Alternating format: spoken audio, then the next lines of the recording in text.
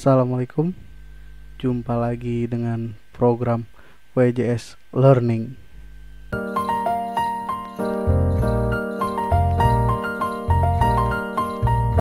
Saya akan membahas tentang pembentukan bayangan pada cermin datar. Nanti pertemuan selanjutnya cermin cekung dan cermin cembung. Sekarang cermin datar dulu. Pengertian cermin datar. Cermin itu permukaan yang licin yang dapat menciptakan pantulan bayangan benda dengan sempurna. Karena datar itu artinya permukaannya datar, makanya disebut cermin datar. Kalau permukaannya cekung disebut cermin cekung. Begitu juga dengan cembung ya.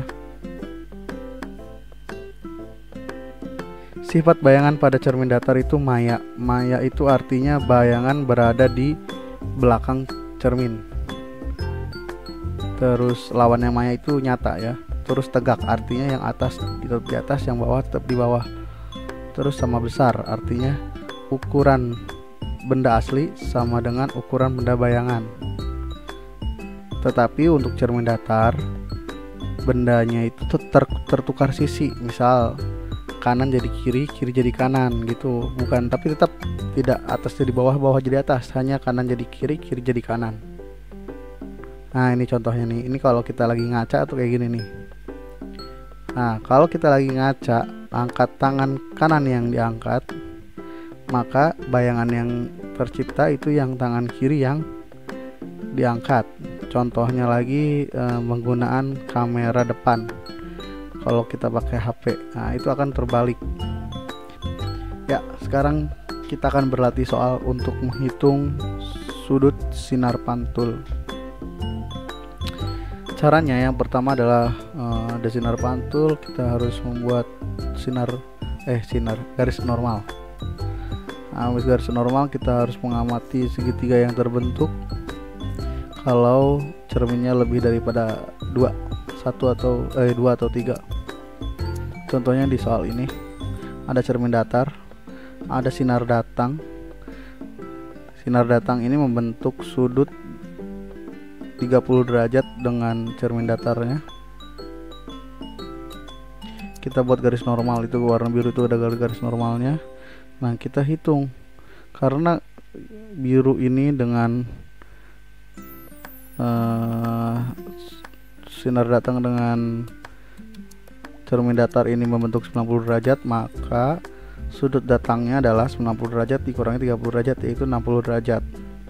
Sesuai dengan hukum Snellius yang kemarin kita sudah bahas, bahwa sinar datang itu, sudut datang itu sama dengan sudut pantulnya, yaitu sama-sama. Kalau yang sinar datangnya itu 60 derajat, maka sudut sinar pantulnya juga 60 derajat. Nah seperti ini. Soal yang kedua, ketika ada 2 buah cermin datar dan sinarnya itu dipantulkan, bagaimana menghitung sudutnya? Nah contohnya ini 2 cermin datar ini punya sudut 95 derajat. Nah, ada sinar datang ke cermin 1 dengan membentuk sudut sebesar 20 derajat.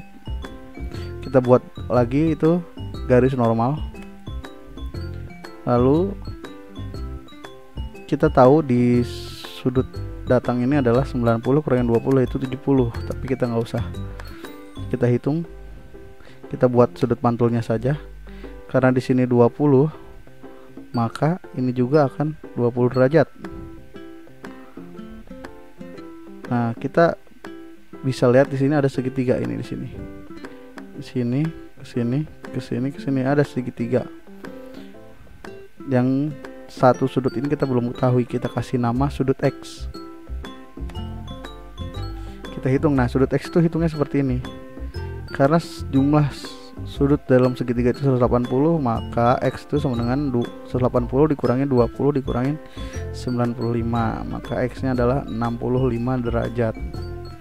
Nah setelah kita tahu X 65 derajat, kita buat lagi garis normalnya, sama seperti cara yang soal pertama.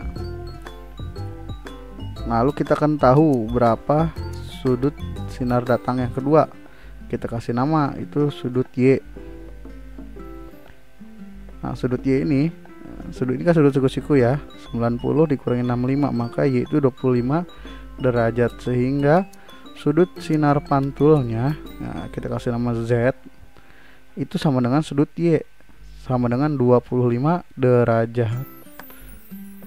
Seperti ini.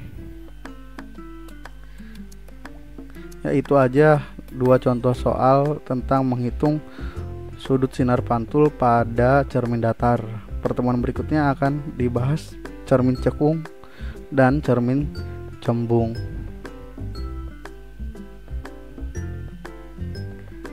Terima kasih telah menyaksikan video pembelajaran hari ini.